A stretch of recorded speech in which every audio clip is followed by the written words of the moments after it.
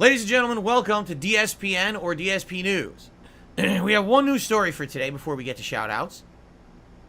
Today, ladies and gentlemen, is the 25th anniversary of the release of a classic game that to this day, people still hold in high regard. A lot of people actually believe this game is the game that brought cinematic quality to video games. That before this game, really games were more about heavy gameplay and not about cinematic story elements. But that this game completely changed that and flipped it on its head. Cinematography combined with epic gameplay elements. Full voice acting. Rare game at the time to have that. Okay? And it wasn't full motion video with it like a fucking shitty Sega CD game. It was actually a game that had great gameplay elements plus full voice acting, okay? And it is a game that began an epic franchise that to this day is applauded and lauded as one of the best ever.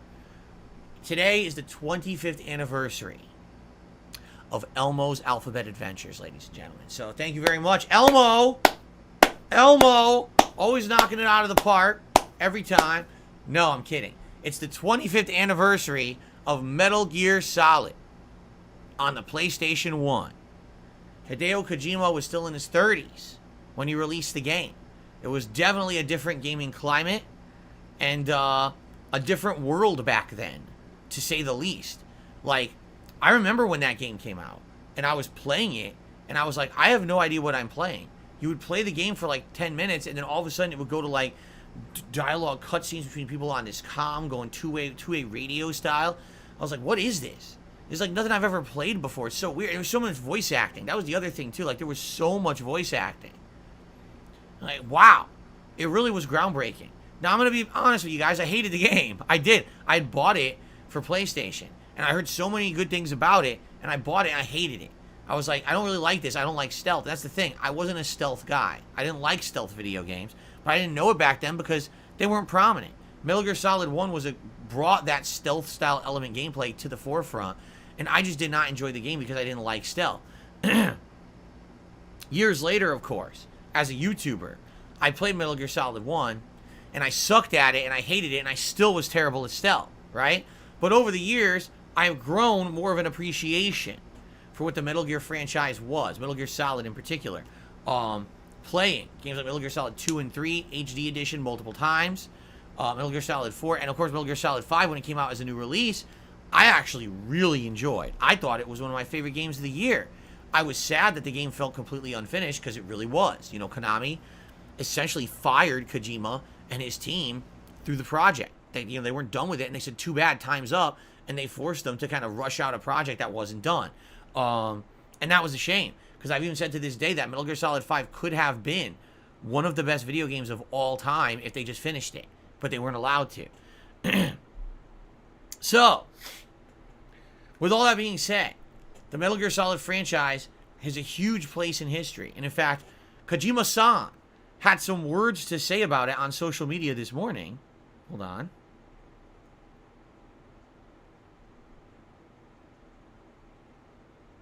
Here you go. This is actually straight from his own post on Twitter this morning. Excuse me, the X app this morning. So Kojima-san says the following. Metal Gear Solid 1 was a major turning point for me. Not only was it the first major PlayStation game to be released worldwide, but it was also a major change in terms of production. Although I had previously planned, written, and designed and directed the game, my superiors had been responsible for the production. I had no authority to make decisions on platforms, budgets, release dates, promotions, hiring of staff, participation of outside creators, and so on. When is it effective to sell? How would it be enough to turn a profit? How would we sell? We were not even told how to sell the product. If you have a black box, you can't move flexibly.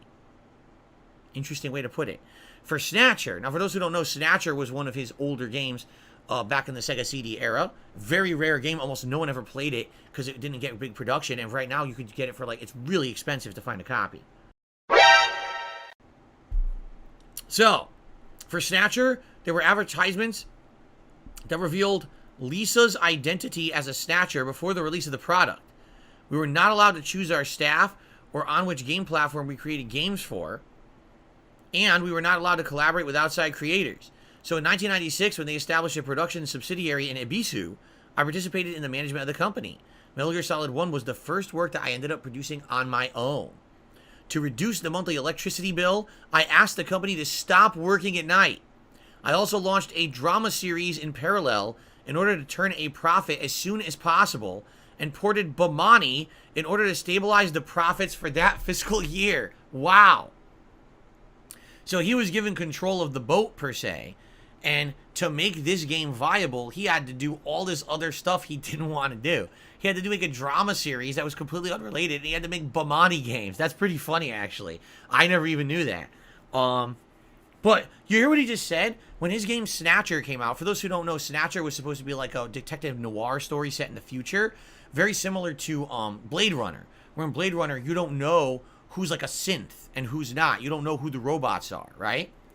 Well, guess what? Snatcher is a similar game. What he's saying is, because he didn't have control over Snatcher, the entire plot of the game was spoiled in advertisements. Morons were putting ads out saying, oh, this character is a fucking Snatcher. So what was the point of playing the game? You already know the plot twist because the advertisement spoiled it, right?